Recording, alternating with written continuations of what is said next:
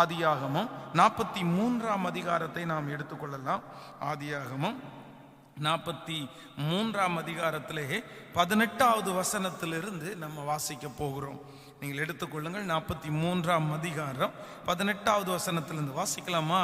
நாங்கள் யோசேப்பின் வீட்டிற்கு கொண்டு போகப்படுகிறதை கண்டு பயந்து முன்னே நம்முடைய சாக்குகளில் இருந்த பணத்தின் நிமித்தம் நம்மேல் குற்றம் சுமத்தி நம்மை பிடித்து சிறைகளாக்கி நம்முடைய கழுதைகளை எடுத்து கொள்ளும்படி நம்மை கொண்டு போகிறார்கள் என்று சொல்லி யோசேப்பின் வீட்டு விசாரணைக்காரன் அண்டையிலே சேர்ந்து வீட்டு வாசற்படியிலே அவனோடே பேசி, ஆண்டவனே, நாங்கள் தானியம் கொள்ளும்படி முன்னே வந்து போனோமே, நாங்கள் தங்கும் இடத்தில் போய் எங்கள் சாக்குகளை திறந்தபோது நாங்கள் நிறுத்து கொடுத்த நிறையின்படியே அவனவன் பணம் அவனவன் சாக்கின் வாயிலே இருக்க கண்டோம். அதை நாங்கள் திரும்பவும் எங்கள் கையிலே கொண்டு வந்திருக்கிறோம். மேலும் தானியம் கொள்ளும்படி வேறே பணமும் எங்கள் கையிலே கொண்டு வந்திருக்கிறோம்.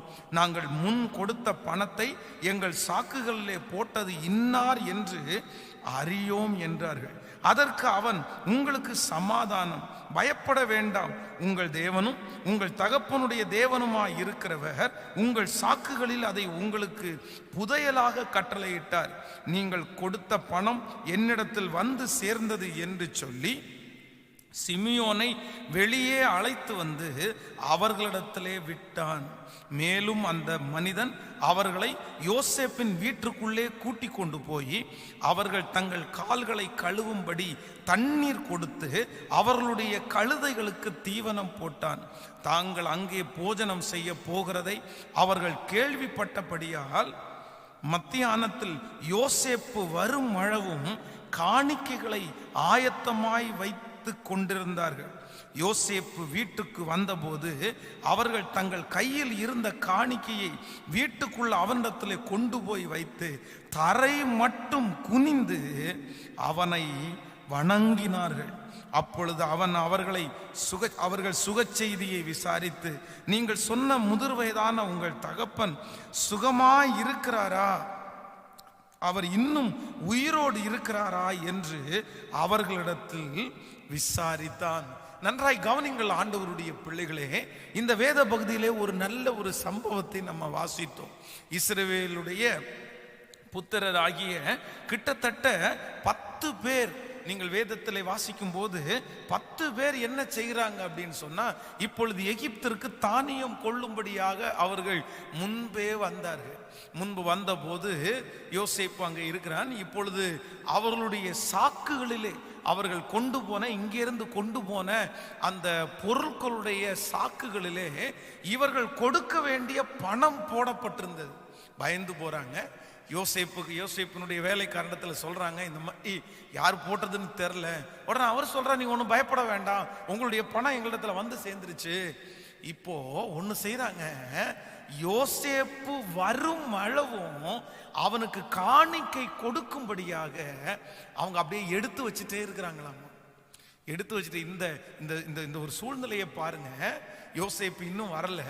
அவனுடைய சகோதரர்கள் அவனிடத்திலே அந்த காணிக்கைகளை கொடுத்து எல்லாரும் முகம் குப்புற விழுந்து, வேதம் சொல்லுகிறது, யோசேப்பை வணங்கினார்கள். சோ இன்றைக்கு நான் கொடுக்கிற இந்த ஆசீர்வாதமான வார்த்தை அப்படின்னா, யோசேப்பினுடைய தலையின் மேல ஆண்டவர் வைத்த 10வது ஆசீர்வாதம் என்ன அப்படின்னா, அவனுடைய எதிரிகளுக்கு முன், இல்லைன்னா அவனை பிடிக்காதவர்களுக்கு முன், அவனை வெறுத்தவர்கள் முன் ஆண்டவர் யோசேப்பை உயர்த்தினார்.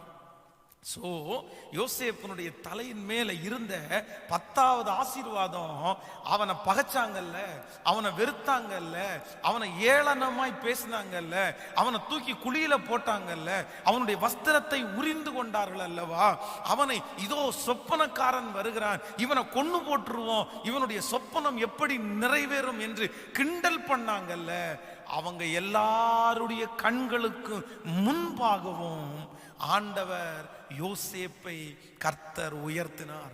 இன்றைக்கு இந்த நேரத்தில், இந்த காலை வேளையில, இந்த ஜெபத்தில் இருக்கிற ஆண்டவருடைய பிள்ளைகளே, ஆண்டவர் யோசேப்பினுடைய ஆசீர்வாதத்தை உங்க தலை மேல ஆண்டவர் வைப்பேன்னு சொல்றாரு.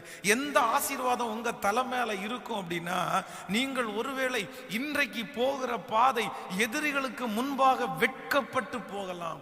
உங்களுடைய சொந்தங்களுக்கு முன்பாக ஒருவேளை நீங்கள் மிகவும் வருத்தத்தோடு இருக்கலாம். ஐயோ, அவன் முன்பாக ஒரு நாளாக நான் வாழ்ந்து காமிக்கணும், ஒரு நாளாவது நான் தலை நிமிர்ந்து இருக்கணும், அவன் முன்னாடி நான் வெட்கப்பட்டு போயிருவேனோ, அவன் முன்னாடி ஒன்னும் இல்லாம போயிருவேனோ, அவன் முன்னாடி ஆசீர்வாத குறைவாய் போயிருவேனோ, அவன் சொன்னது மாதிரியே என் வாழ்க்கையில நடக்குது, அவங்க சொன்னது மாதிரியே என் பிள்ளையினுடைய வாழ்க்கையில நடக்குது, நீ பலவீனப்பட்டு போவ அப்படின்னு சொன்னாங்க. அதே மாதிரி நான் பலவீனப்பட்டு போறேன், உனக்கு இந்த காரியம் நஷ்டமாகும்னு சொன்னாங்க, அந்த மாதிரியே நான் நஷ்டப்பட்டு போகிறேன். ஆண்டவரே, எது நடந்தாலும் அவனுக்கு முன்னாடி நான் வெட்கப்பட்டு போக கூடாதுன்னு இந்த ஜெபத்துல இருக்கிற நிறைய பேரு இருதயத்துல வாஞ்சையோட இருக்கலாம். நடக்கிறதெல்லாம் பார்த்தா எதிரிக்கு முன்னாடி, என்ன மேல பொறாமப்பட்டவங்களுக்கு முன்னாடி நாங்க ஒண்ணும் இல்லாம போகணும்னு நினைக்கலாம். இல்ல இல்ல, இஸ்ரவேலின் கர்த்தர், நீங்களும் நானும் ஆராதிக்கிற தேவன் இன்றைக்கு வாக்கு கொடுக்கிறார். எதிரிக்கு முன்பாக ஆண்டவர் உங்களை உயர்த்துகிற ஒரு நாள் சீக்கிரம் வரும். இந்த யோசேப்பினுடைய தலையின் மேல அந்த ஆசீர்வாதத்தை வைப்பது நிச்சயம். ஆனால் நான் நம்புறேன், உங்க எல்லார் மேலையும் அந்த ஆசீர்வாதத்தை வைப்பேன் என்று வாக்கு கொடுக்கிறார். விசுவாசிக்கிறவர்கள் கரங்களை உயர்த்தி ஒரு ஹல்லேலூயா சொல்லுவோம். சோ என்னுடைய ஆண்டவர் யார் தெரியுமா? சத்துருக்களுக்கு முன்பாக பந்தியை ஆயத்தப்படுத்துகிறவர். சத்துருக்கு முன்பாக பந்தியை ஆயத்தப்படுத்தி உங்கள் தலையை எண்ணெயினால் அபிஷேகம் பண்ணுகிற கர்த்தர்.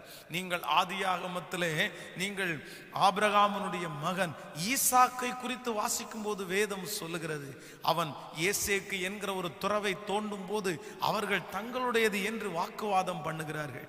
சித்தனா என்கிற இடத்துல போய் துறவை தோண்டும் போது அங்கேயும் அவர்கள் வாக்குவாதம் பண்ணினார்கள். ஆனா ரகபோத் என்கிற ஒரு இடத்துல அவங்க வாக்குவாதம் பண்ண வர்றதற்கு ஆண்டவர் இடம் கொடுக்கவே இல்லை. அங்கே ஈசாக்கை கர்த்தர் ஆசீர்வதித்தார். அவனை ஆண்டவர் ஆசீர்வதித்தது நிமித்தமாய் அவனை வெறுத்தவங்க, அவனை பகைச்சவங்க, அவனை ஒதுக்குனவங்க, நீ எங்களை விட்டு போயிரு அப்படின்னு துரத்துனவங்க அத்தனை பேரும் வந்து சொன்னாங்க, நிச்சயமாய் கர்த்தர் உன்னோடு கூட இருக்கிறார் என்கிறதை கண்டோ. சோ அந்த எதிரிகளுக்கு முன்பாய், ஒதுக்குனவங்களுக்கு முன்பாய், அவனை என்னை விட்டு போயிருன்னு துரத்துனவங்களுக்கு முன்பாய் ஆண்டவர் சாட்சியாய் நிறுத்தினது உண்மையானால், இன்றைக்கு இந்த பலிபீடத்திலிருந்து கர்த்தருடைய வார்த்தையை சொல்றேன். ஆண்டவருடைய பிள்ளைகளே, நீங்கள் யார் அந்த சூழ்நிலையிலே இன்றைக்கு இந்த செய்தியை கேட்கிறீர்கள் என்று தெரியல, ஆனா யோசேப்பினுடைய ஆசீர்வாதம் உங்க தலை மேல வரும்.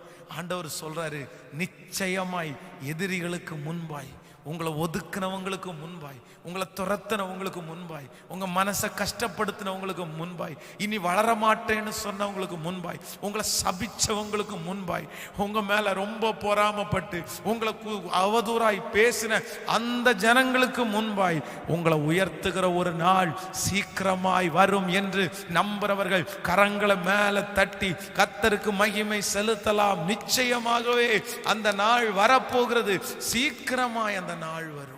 ஹல்லேலூயா. எனக்கு மிக ஆச்சரியமா இருந்துச்சு. ஸோ இந்த வசனத்தை வாசிக்கும் போது ஆண்டவர் என்கிட்ட பேசினாரு, எப்பா, யோசேப்பினுடைய தலை மேல நான் வச்ச ஆசீர்வாதம் அவன் எதிரிக்கு முன்னாடியே நான் அவனை உயர்த்தினப்பா. அவங்க அத்தனை பேரும் பாருங்க, கூட பிறந்த சகோதரர்கள் தான் அவனுக்கு விரோதியாய் மாறினார்கள். அவர்கள் தான் அவன் மேல பொறாமப்பட்டாங்க. அத்தனை பேர் என்ன பண்ணாங்களாமா, எனக்கு இது ரொம்ப ஆச்சரியமா இருந்துச்சு, காணிக்கையை வச்சுட்டு அவனுக்காக வெயிட் பண்ணிட்டு இருந்தாங்களாம். காணிக்கையை வச்சுட்டு அவனுக்காக வெயிட் பண்ணிட்டு இருந்தாங்க கொடுக்கறதற்காக. சோ அப்ப யோசேப்பை எந்த அளவுக்கு அவங்க ப்ளீஸ் பண்ணணும்னு நினைச்சாங்க, எந்த அளவுக்கு ஆண்டவர் அவனை எட்டாத உயரத்துல உயர்த்தினார். அவன் வந்த உடனே காணிக்கையை கொடுத்துட்டு சாஷ்டாங்கமா விழுந்துட்டாங்க. ஆண்டவருடைய வார்த்தை ஒரு நாளும் பொய் உரையாதல்லவா, உன் சகோதரர்களுக்கு நடுவே உன்னுடைய அரிக்கட்டை நிமிர்ந்திருக்க பண்ணுவேன்ற அந்த சொப்பனம் இப்ப நிறைவேறிச்சுல்ல, அந்த தரிசனம் இப்ப நிறைவேறிச்சுல்ல. காலங்கள் மாறினாலும் நாட்கள் தாண்டினாலும் கர்த்தர் சொன்ன வாக்குத்தத்தம், கர்த்தர் உங்களுக்கு கொடுத்திருக்கிற தரிசனம் நிச்சயமாக நிறைவேறும் என்று சொல்லுகிறதுல எந்த விதமான சந்தேகம் இல்லை. அதற்கு இந்த யோசேப்பினுடைய வாழ்க்கை ஒரு பெரிய சாட்சி, பெரிய சாட்சி. ஹல்லேலூயா.